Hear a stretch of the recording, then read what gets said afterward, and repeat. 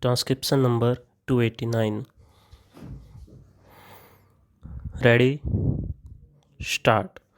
Mr. Speaker, Sir, Part 15 of the Commissioner's report deals with his investigation into the operation of the safeguards provided for the Anglo-Indian community. Last year, I was severely and even bitterly critical of that part of the Commissioner's report which related to my community. This year, I do not propose to be so critical. The report is a little more full this year, but may I say this to the Commissioner that I think it would have been even fuller if he had maintained closer liaison with the All India Anglo-Indian Association. This body is the only organization representative of my community throughout the country, and if he maintains that liaison with this association, he will be able to secure data and information which he cannot possible get from any other source. May I say this that I had an opportunity recently of having a discussion with the commissioner, and as a result of that discussion, I am glad to say some of my doubts have been allayed. I shall deal first with the question of employment. Article 336 of the Constitution provides certain representatives for the Anglo-Indian community in certain services. May I say here that my community is facing a fiercely acute unemployment problem. My own estimate is that at least 30% of the able bodied men of my community are today without work. Perhaps it is an affliction which they suffer in common with the other communities in the country at large. The Commissioner has rightly observed that the representatives in certain services for my community are not being filed. But I join issue with him when he says that the reasons are that suitably qualified Anglo-Indians are not forthcoming for these jobs, and that is why these vacancies are not being filled.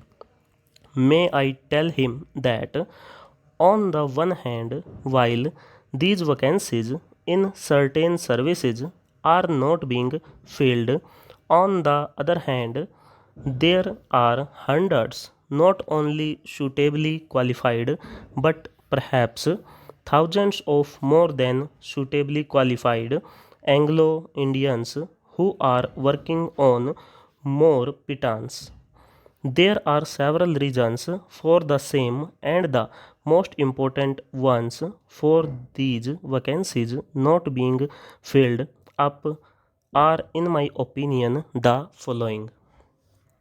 These vacancies are not at all properly advertised. I do not mean that these vacancies are not advertised in the press at all. What I mean is that the papers chosen are not suitable media so far as my community is concerned.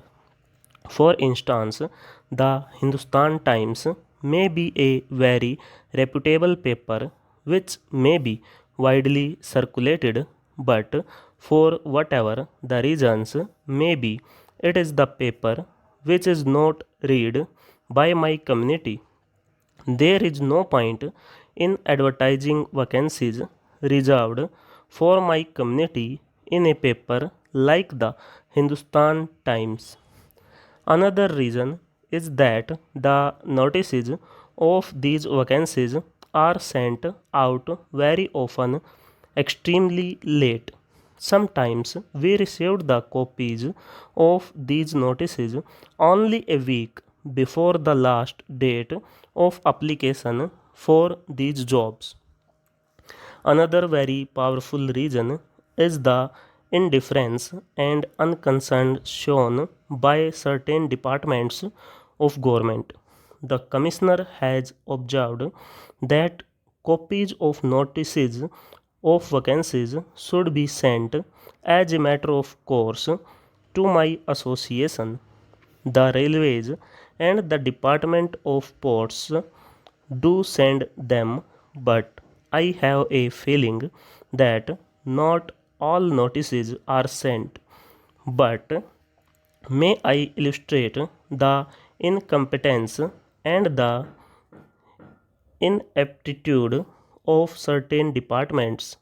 I wrote in July this year to the Central Board of Revenue asking them that, in keeping with government practice, notice should be sent to the head office of the All India Anglo Indian Association.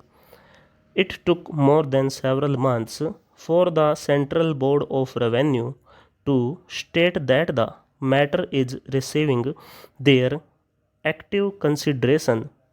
In an ordinary routine matter with regard to notices, even after 3 years after these safeguards are supposed to have become operative, the Central Board of Revenue is still giving active consideration to a routine matter such as sending notices of vacancies to my community. This is the reaction of an important, bright, intelligent official who is displaying government's usual alacrity of energy is honoring these professions to the minorities. Then there is a complaint I have received from suitably qualified people who have told me that they have applied under registered cover acknowledgement due, applied not once but applied several times, but they have not been called. For instance, I had to intervene personally with the Railway Recruitment Board operating from Bombay and the Railway Recruitment Board operating in Salda. It was only after I intervened personally that suitably qualified people who had applied repeatedly and who, for some insecutable reasons, were not considered were called for interview. That is one feature which I wish to emphasize, which is nothing short of a scandalous disgrace. But I asked the commissioner as to why, although certain small reservations are supposed to exist for my community, the Central Excise Directorate gave me a reply which was amazing.